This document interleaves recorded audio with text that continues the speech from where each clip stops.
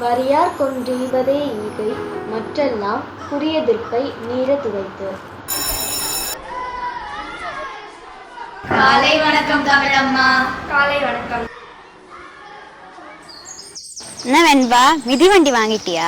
ஆமா யாழினி, போன வாரம் பிறந்த நாளைக்கு உங்க அப்பா உனக்கு புது மிதிவண்டி வாங்கி கொடுத்தாங்கன்னு சொன்னல, அதனால நானும் எங்க வீட்டுல அடம் பிடிச்சி மிதிவண்டி வாங்கிட்டேன். ஆமா, நீ உன் பிறந்த நாளை கொண்டாடலையா? கொண்டாடணுமே. 2 தெரு தள்ளி குழந்தைகள் மற்றும் முதியோர் இல்லம் இருக்குல்ல, அங்க இருக்க குழந்தைகள் மற்றும் முதியோர்களுடன் சேர்ந்து கொண்டாடினேன். ஓ அப்படியா? ஆனா அவங்க யாரையுமே உனக்கு யாருன்னே தெரியாது.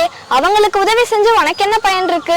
போன வருஷம் என் பிறந்த நாளை நான் ரொம்ப பெருசா கொண்டாடினேன். என் நண்பர்கள் எல்லாருமே என் வீட்டுக்கு வந்திருந்தாங்க. அவங்க எல்லாரும் எனக்கு நிறைய பரிசு பொருட்கள் கொடுத்தாங்க.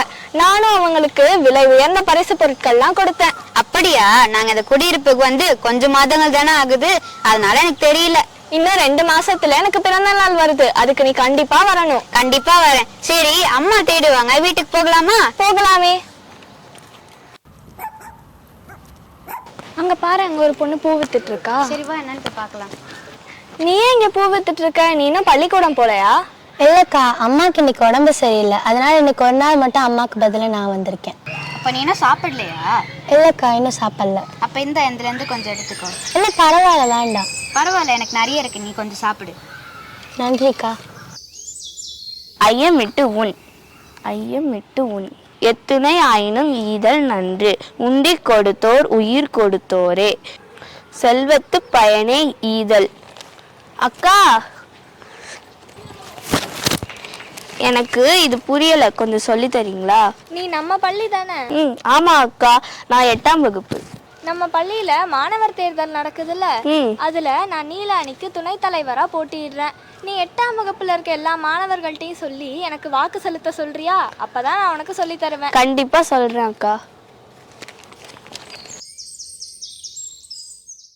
இப்பதான் வரீங்களா? வெண்பாக்கா நீல அணிக்கு துணை தலைவராக வெற்றி பெற்றிருக்காங்க. அதனால எங்க எல்லாருக்குமே நிறைய தின்பண்டங்கள் வாங்கி தந்தாங்க. ஏன்க்கா நீங்க வரல? வெண்பா கூப்பிட்டா, எனக்கு விளையாட்டு போட்டி இருந்ததால வர முடியல.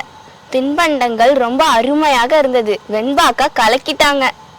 இதை விட போன வருஷம் மாவட்ட அளவிலான பேச்சு போட்டியில நான் வெற்றி பெற்றப்ப என் நண்பர்கள் எல்லாருக்கும் ஒரு பெரிய உணவகத்துல விருந்தே வச்சேன். அக்கா, சொல்ல மறந்துட்டேன், நாளைக்கு உங்க 2 பேரையும் தமிழ் அம்மா பள்ளியில வந்து பார்க்க சொன்னாங்க. வெண்பாக்கா ரொம்ப பெருமை பேசுறாங்கல்ல. வணக்கம் தமிழம்மா. வணக்கம்மா. பள்ளிகளுக்கு இடையேயான திருக்குறள் ஒப்புவித்தல் போட்டி நடக்க இருக்கு.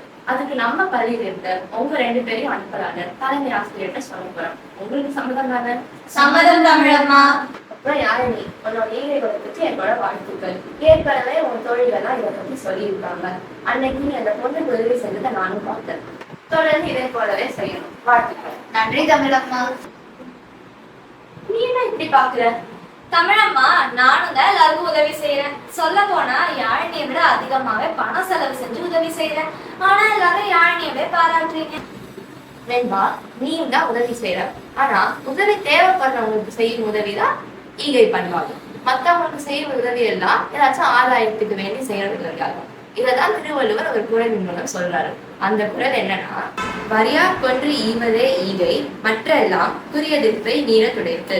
யாராலும் அவங்களுக்கு பயன் உண்டாகுதோ அவங்களுக்கு மட்டும்தான் உதவி செய்யறாங்க. அப்புறம் அவங்க உன்னை பத்தி புகழ்ந்து பேசுறதுக்காக மட்டும்தான் உதவி செய்யறாங்க. ஆனா யாழினி எந்த பிரதிபலனுமே எதிர்பார்க்காம எல்லாருக்கும் உதவி செய்வாங்க. முதியோர்கள், சிறுமிகள், பறவைகள், விலங்குகள் என எல்லோருக்கும் உதவி செய்யறாங்க. அதனாலதான் எல்லாரும் அவரை பாராட்டுறாங்க. ஆமா, நானும் படிச்சிருக்கேன். ஆற்றுவார் ஆற்றல் பசியாற்றல், அப்பசியை மாற்றுவார் ஆற்றலின் பின். பசியை பொறுத்து கொள்ளும் நோன்பை கடைபிடிப்பதை விட பசித்திருக்கும் ஒருவருக்கு உணவு அளிப்பதே சிறந்ததாகும். நல்லா சொன்னேன். இதை பத்தி ஒரு திருக்குறள் இருக்கு. உங்க 2 பேரும் யாராச்சும் தெரியுமா? எனக்கு தெரியும் தமிழம்மா.